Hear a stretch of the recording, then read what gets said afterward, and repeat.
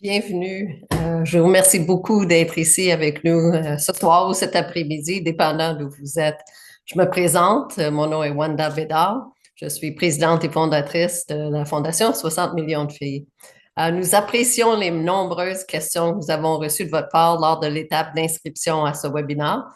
J'ai essayé d'incorporer les réponses à chacune d'entre elles au cours de cette présentation, mais si jamais vous avez d'autres questions à tout moment, vous pouvez toujours nous rejoindre via notre site web, par courriel ou bien par téléphone.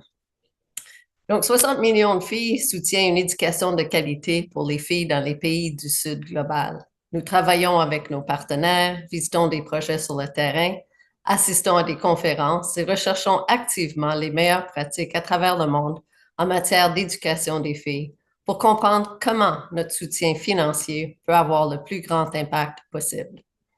Au cours des 18 dernières années, nous avons investi 4,5 millions de dollars dans 40 projets dans 21 pays en développement.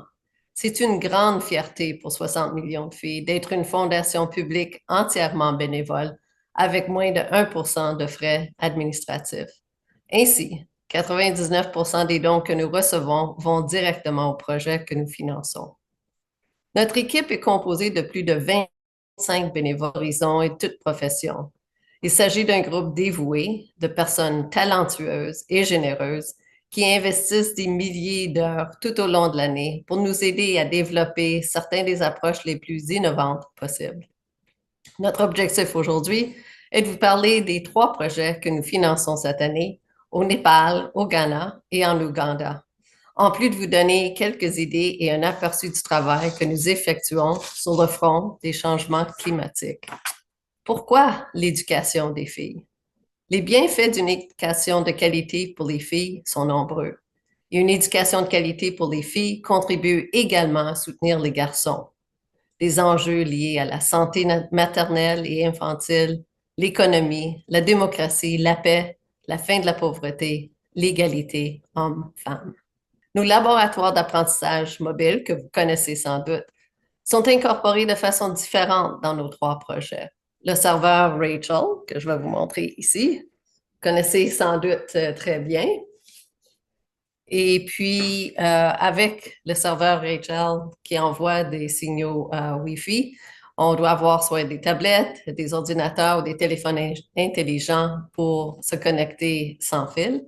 Et ensuite, on a un système incorporant les panneaux solaires comme source d'électricité pour alimenter le serveur et les tablettes là où l'électricité n'est pas disponible ou n'est pas fiable. Ce serveur fonctionne comme une bibliothèque digitale. Dans ces régions sans accès à l'Internet, le Rachel permet d'accéder à jusqu'à 2 gigaoctets de contenu académique, digital, interactif et ludique. Le contenu est téléchargé sur le serveur pour s'assurer d'avoir l'information spécifique nécessaire pour chaque communauté dans leur propre langue. Tout le contenu est gratuit et peut être mis à jour n'importe quand. Le modèle LAM, développé par 60 millions de filles, est maintenant en utilisation dans 21 pays. Et avec notre partenaire World Possible, plus de 700 000 enfants y ont accès chaque jour. J'aimerais commencer par vous parler de notre projet avec notre partenaire CamFed qui aura lieu au Ghana. Le projet s'intitule Renforcer l'autonomie des filles dans les écoles du Ghana grâce à l'éducation numérique pour le climat. C'est un investissement de 100 000 que nous faisons et le projet bénéficiera entre 2 500 et 3 000 étudiants dans 8 écoles secondaires partenaires de CamFed.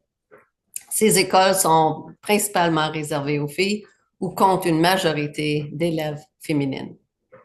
Notre projet au Ghana s'attaquera directement aux obstacles interconnectés à l'éducation et à la justice climatique au Ghana. Le LAM comblera ces lacunes en dispensant une éducation climatique hors ligne qui s'aligne sur le programme national du Ghana. En ciblant les filles dans les communautés sujettes aux effets du changement climatique, nous leur donnons les connaissances nécessaires à la résilience en abordant directement les perturbations causées par les événements climatiques sur l'éducation des filles dans leur communauté. Et voici la vidéo CamFed au Ghana. The impact the mobile learning lab has on my education is it makes me learn more. I hope it will continue for many years so that my colleagues and my siblings will also engage in it. Mobile learning lab sessions are delivered by Comfort-trained learner facilitators. These young women were once supported by Comfort to go to school and now give back to their communities by volunteering in the schools they once attended. The mobile learning lab has helped me build my technical skills and confidence, help the students outreach to me through me serving as a mentor and a guide to the students. The mobile learning lab also helped the students to improve in their performances. Mobile learning lab sessions are delivered by Comfort in partnership with the 60 Million Girls Foundation, uses tablets that connects to an offline server called Rachel. The Rachel device provides thousands of learning resources to help reinforce lessons learned in class. It also introduces students to technology for education. The most important thing about the mobile learning lab is that it uses technology in teaching, and it makes teaching and learning easier for the students and the teachers as well. You can imagine students learning where there's no internet, where there's no electricity. Before the introduction of the mobile learning lab, some of my students didn't even know what a tablet is. It helps the teachers to improve on their teaching skills, and they also learn and use technology in the classrooms. The students also feel free now, and they can use the ICT, the laptops and the technology in their various classes. Working with the mobile learning lab has improved my technical skills a lot, because I have now found a way of navigating through tablets, even though I used not to have one, but now I know how to use the tablet to do so many things. With the help of the Rachel device, working with it makes learning easy and simple for me as well as the students.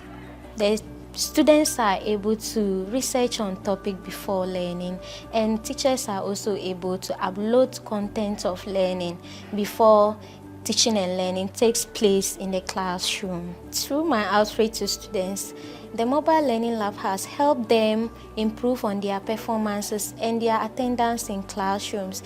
Every student wants to be there before session, and no student wants to miss any session regarding the mobile learning lab. Because of the mobile learning lab, it makes my learning easier, and I can do anything I want to do on the tablet, and I know everything about it. I can search for information, do anything I want. They actively participate in learning in class, and it has made learning very interesting.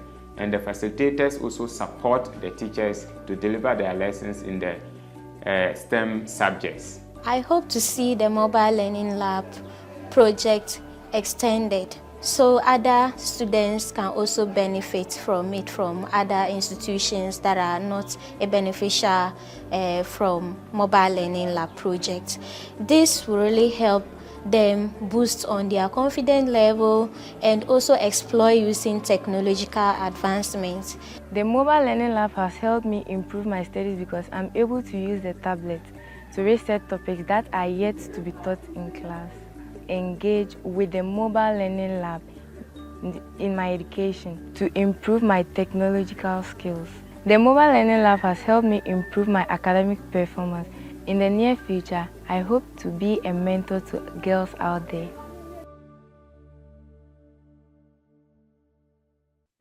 Le prochain projet dont on aimerait vous parler aura lieu au Népal. Le nom du projet, c'est la rétention des filles à l'école au Népal. Encore un investissement de 100 000 $. Il y aura 1000 étudiantes et étudiants à partir de la 6e année qui vont participer dans 5 écoles dans le district de Calicut. Ce projet vise à améliorer la participation et la rétention des filles dans les écoles secondaires des zones rurales du Népal en renforçant et en rendant plus accessible une éducation sexuelle complète et une éducation aux compétences de vie. le manque de sensibilisation et la stigmatisation autour des questions de santé sexuelle et reproductive et des pratiques néfastes telles que le mariage des enfants et le chapauti, la ségrégation pendant les menstruations, qui conduisent à l'absence d'école, à l'abandon scolaire. Bien que le chapauti soit illégal au Népal depuis 2005, il s'agit d'une tradition toujours pratiquée dans de nombreuses communautés.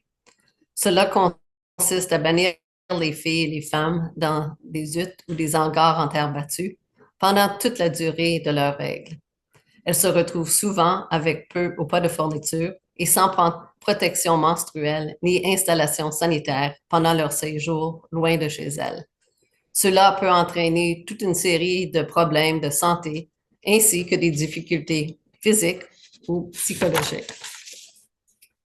Cette vidéo produite par HealthBridge, notre partenaire, montre comment nos laboratoires d'apprentissage mobile soutiendront les filles vulnérables dans les zones rurales du Népal, leur permettant d'accéder à des contenus de qualité sur l'éducation sexuelle complète, en privé, dans des communautés où il existe encore clairement tant de tabous et de désinformation sur le sujet.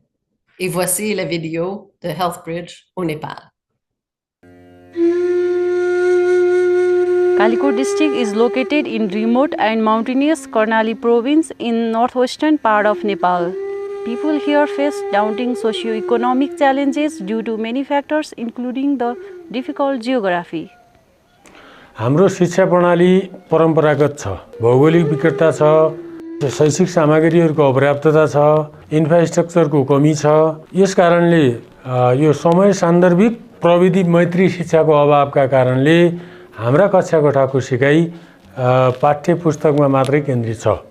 अब विद्यालय शिक्षक र विद्यार्थीलाई प्रविधिसँग जोडेर चाहिँ लिन सकियो भने प्रभावकारी शिक्षण हुनुका साथै समाजमा व्याप्त बाल विवाहको अन्त्य हुने र किशोरीहरूलाई विद्यालयमा टिकाइ राख्न सकिने देखिन्छ। International Nepal Fellowship and HealthBridge Foundation of Canada are partnering with 60 million girls to improve girls' participation and retention in school in Kalikot district by making comprehensive sexuality education more accessible. CSC helps adolescents avoid negative health consequences from unintended pregnancies and sexually transmitted infections, promote gender equality, improve critical thinking, communication, and decision-making skills. विगतमा यौन तथा प्रजनन शिक्षा सम्बन्धी क्रियाकलापमा विद्यार्थी सक्रियता कम थियो। मलाई पनि पढाए जस्तो लाग्दैन थियो। गत वर्ष आइएनएफले बृहत यौन शिक्षा सम्बन्धी तालिम दिइसकेपछि शिक्षण सिकाइ विद्यार्थी सक्रियता बढेको छ।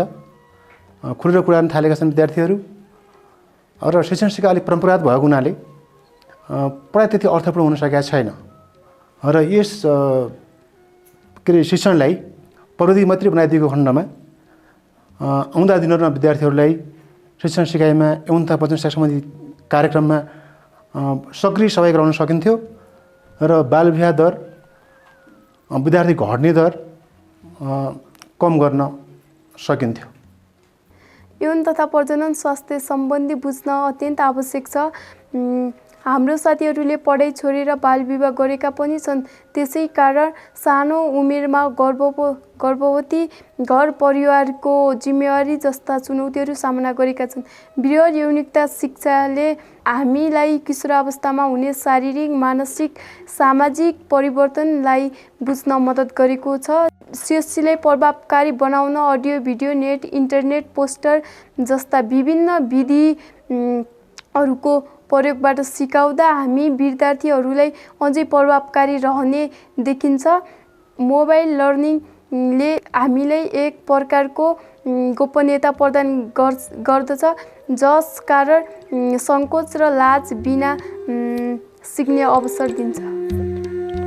We will pilot the use of mobile learning lab in 5 schools in Kalikot district as an alternative method to deliver CSC and help keep girls in school. MLLs are an effective and engaging way for students to learn about sensitive subjects such as sexual and reproductive health in low-resource settings. The long-term impact of this project is improved participation and retention of girls in school and reduce school dropout of girls.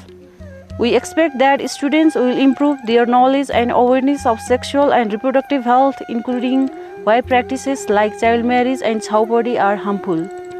Adolescents will also learn to feel less ashamed about topics like menstruation, sex, and other sexual and reproductive health issues. At the same time, students, especially adolescent girls, will improve important life skills such as confidence and good decision-making skills.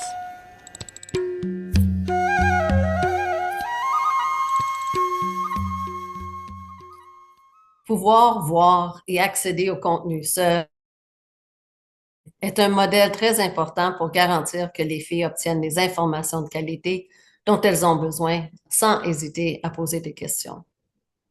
Notre prochain projet aura lieu en Ouganda et s'appelle Apprentissage digital inclusif et autodirigé pour les jeunes Ougandais et Ougandaises marginalisés.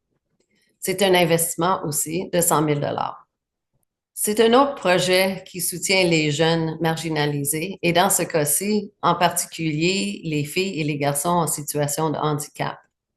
Nous nous sommes associés à Embrace International pour améliorer les résultats d'apprentissage d'environ 2000 élèves de 5e et 6e année dans 15 écoles cibles, à l'aide de laboratoires d'apprentissage mobile.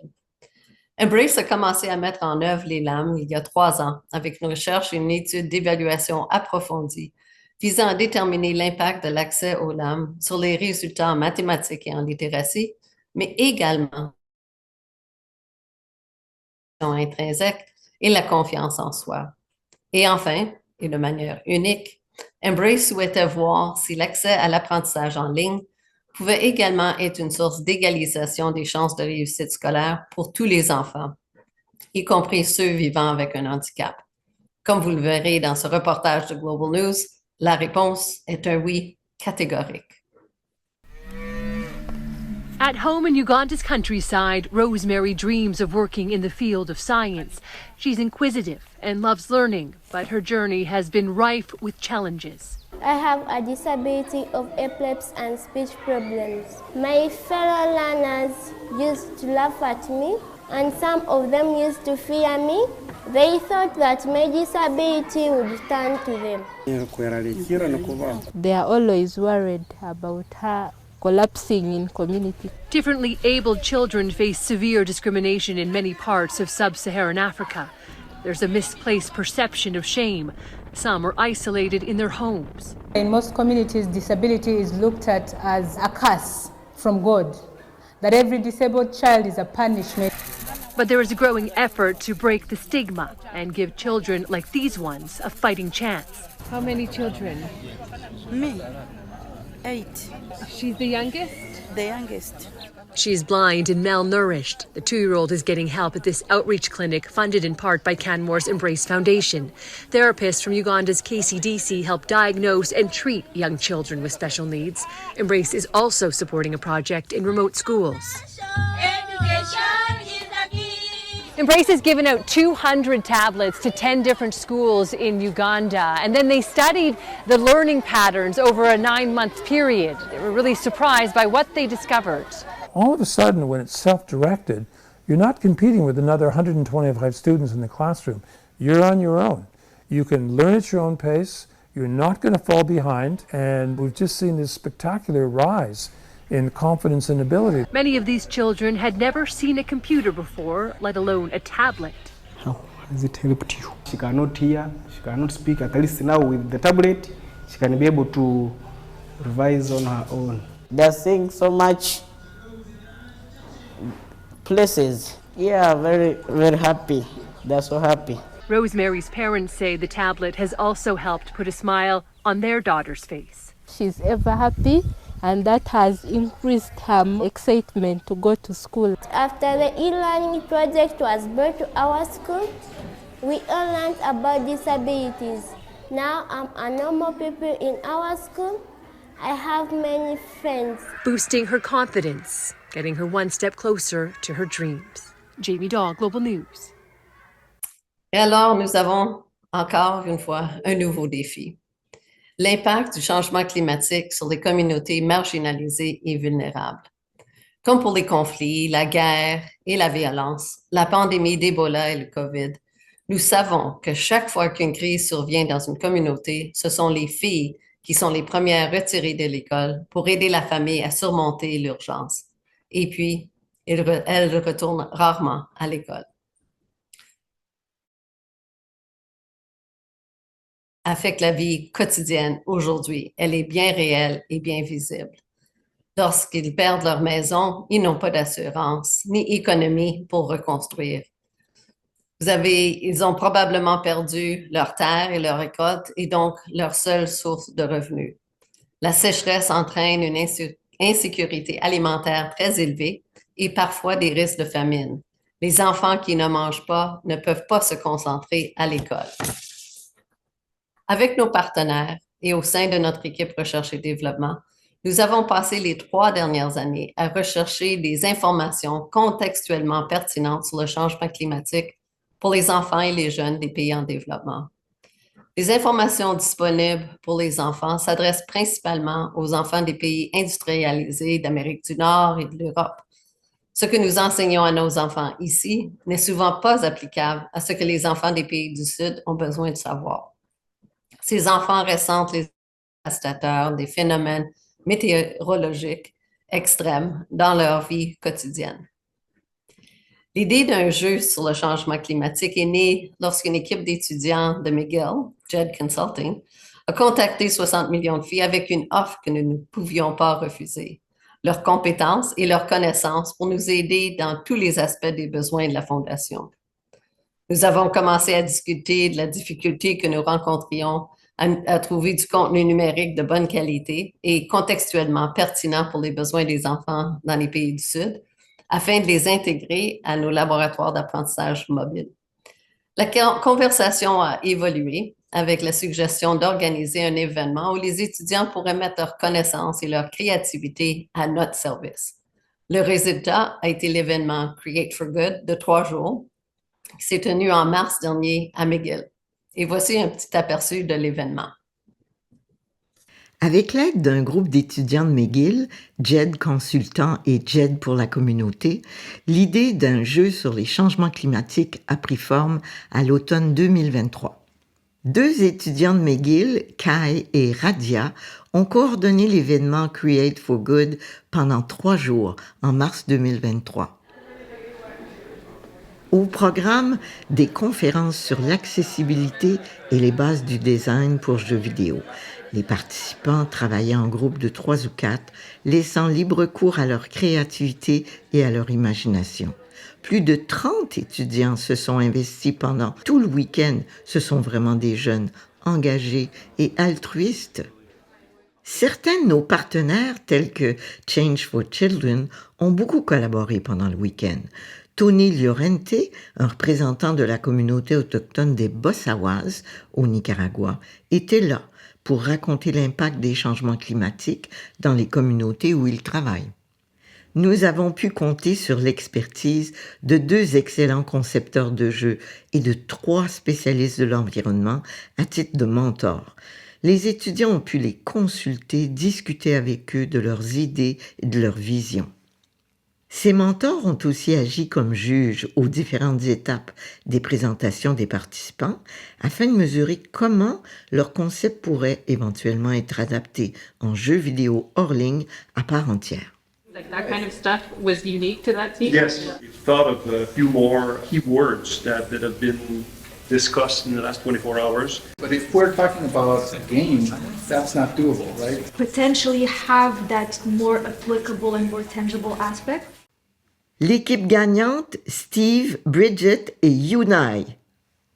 Depuis Create for Good, le projet avance bien grâce à une équipe de conception de jeux composée du comité recherche et développement de 60 millions de filles, ainsi que d'Alfredo, Marco, Fred, Megan et de Louis-Charles, qui mettent à notre disposition gratuitement leur expertise. Nos partenaires terrains continuent de soutenir le développement du jeu avec leurs précieuses informations provenant de leur communauté.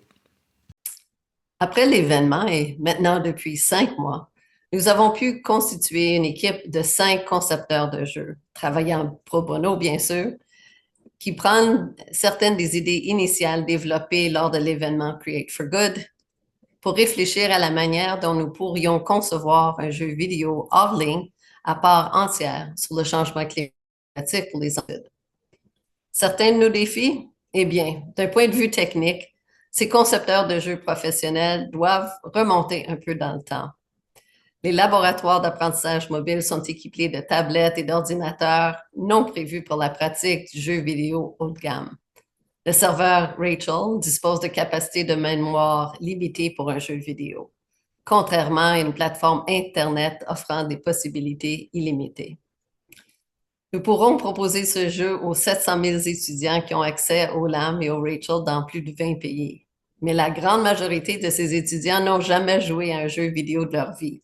La version conçue doit donc en tenir compte.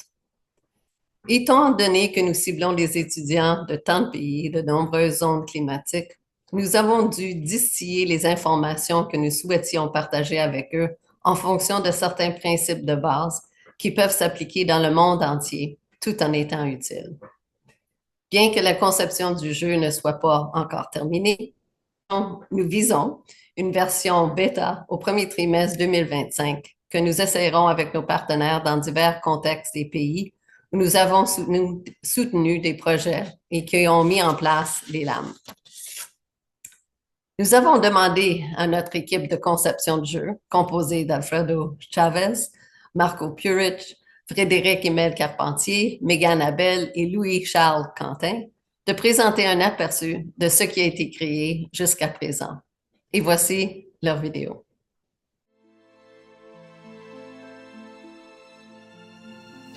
À travers le monde, dans de nombreux pays en développement, les enfants sont confrontés à des défis quotidiens liés au changement climatique.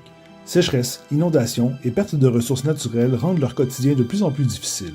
Ces enfants, souvent vulnérables, sont généralement privés de moyens efficaces d'apprendre et de développer les compétences essentielles à leur avenir et à celui de leur communauté. Pour eux, les changements climatiques ne sont pas une théorie abstraite, mais une réalité qui affecte leur accès à l'eau, leur sécurité alimentaire, leur bien-être et même leur capacité d'aller à l'école. Dans cet environnement difficile, notre projet vise à leur donner des outils et des compétences pour comprendre ces défis et y faire face avec résilience. Le jeu est un élément essentiel dans l'évolution humaine. Il est bien connu que l'être humain apprend plus facilement en jouant et à utiliser le jeu pour développer son intelligence et ses compétences tout au long de son histoire. Pour aider les enfants à relever les défis des changements climatiques, nous concevons un jeu vidéo éducatif unique qui leur apprendra non seulement à mieux comprendre ce qui se passe autour d'eux, mais aussi à développer des compétences pratiques pour y faire face.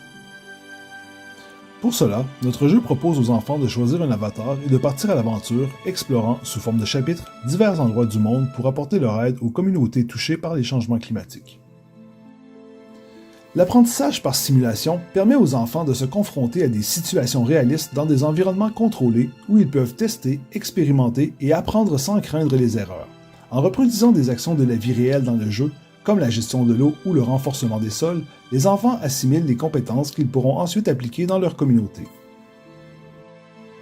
Dans les scénarios immersifs de leur aventure éducative, les enfants expérimenteront grâce à des actions simples et interactives divers concepts et connaissances qu'ils pourront appliquer dans la vie réelle, tels que collecter et stocker de l'eau, enrichir les sols ou prévenir l'érosion.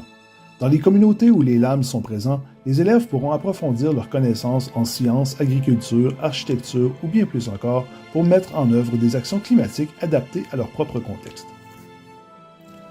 Depuis le début de ce projet, notre équipe a travaillé pour transformer ces idées en un jeu capable d'éduquer et d'inspirer. Nous développons chaque mécanique avec soin en prenant en compte le contexte des enfants et leurs besoins quotidiens. Nous veillons également à inclure des adaptations pour que chaque enfant, y compris ceux en situation de handicap ou nécessitant une attention particulière comme le daltonisme, puisse pleinement profiter de l'expérience de jeu. Nous nous engageons également à promouvoir l'égalité entre les sexes en veillant à ce que tous les enfants, peu importe leur genre, aient accès à ces opportunités d'apprentissage et de développement. Lors de la conceptualisation du jeu, nous avons élaboré des maquettes visuelles de différentes mécaniques clés. Ces schémas illustrent comment les enfants pourront interagir avec le jeu et les éléments qui le composent. Voici certaines de ces maquettes. Une mécanique de navigation simple permet au joueur de pouvoir déplacer son avatar presque partout dans l'environnement du jeu. Pour ce faire, le joueur n'a qu'à toucher l'endroit désiré sur l'écran et l'avatar prendra aussitôt le chemin le plus court pour s'y rendre. Lorsque le joueur aura besoin d'aide ou d'un petit rappel, il ou elle n'aura qu'à toucher son avatar. Celui-ci donnera alors sous forme de bulles textuelles des astuces ou conseils sur ce qui devrait être fait à cette étape du jeu. Tout au long de son exploration, le joueur sera invité à interagir avec les éléments de l'environnement du jeu. Il pourra ainsi acquérir des informations, collecter quelques ressources ou trouver quelques items égarés dont il aura besoin pour fabriquer des objets ou installations. Imaginez maintenant les enfants découvrant les bonnes pratiques et des méthodes de culture durable ou apprenant à gérer l'eau à travers des jeux vidéo interactifs et engageants. N'est-ce pas là une belle vision du futur et de l'utilisation de la technologie? Avec votre aide, nous pouvons transformer l'éducation des enfants du monde, leur offrir une résilience durable face aux défis climatiques qui se présentent à eux, mais également à nous tous, et préparer une génération à construire un avenir meilleur. Notre objectif, une fois le jeu terminé, est de le partager également gratuitement et en le rendant téléchargeable par n'importe qui sur la planète. De plus, notre équipe recherche et développement a trouvé une plateforme de base de données qui nous permet de trier et de retrouver rapidement le contenu au sujet que nos partenaires pourront mettre sur le serveur Rachel. Aya nous présentera comment la plateforme fonctionne. Je veux bien confirmer que vous voyez mon écran. Okay. Donc je suis Aya Cherkaoui et je suis ravie d'être parmi vous aujourd'hui pour vous présenter un projet qui représente l'accumulation de 3 ans de travail. Donc, au cours des dernières années, nous avons collecté une multitude de ressources destinées aux éducateurs et qui seront intégrées dans le Rachel, un serveur en ligne. Ainsi, nous avons organisé et structuré ces ressources dans un espace Notion qui est très facile à utiliser. Permettez-moi de vous montrer rapidement comment cela fonctionne. Donc, lorsque vous ouvrez l'interface, vous allez bien voir cette page-là. Et si vous descendez un peu plus bas, vous allez voir que toutes les ressources sont organisées dans un tableau que vous pouvez organiser et manipuler selon votre recherche. Tout d'abord, les ressources sont classées par thèmes principaux, qui sont qu'est-ce que le changement climatique, comment s'y adapter, comment atténuer ses impacts et enfin, quelle action puis-je entreprendre. On peut trouver donc ces thèmes principaux là-haut ou bien dans la première colonne. Puis ensuite, vous verrez que dans la prochaine colonne, les ressources sont également classées selon 12 thèmes secondaires beaucoup plus précis que nous avons également détaillés un peu plus haut. Donc si vous cliquez sur cette case-là, eh bien vous verrez la description des différents thèmes. Chaque ressource est également accompagnée de filtres qui facilitent la recherche. Par exemple, vous pouvez filtrer par niveau scolaire, type de contenu, organisation ou encore par langue.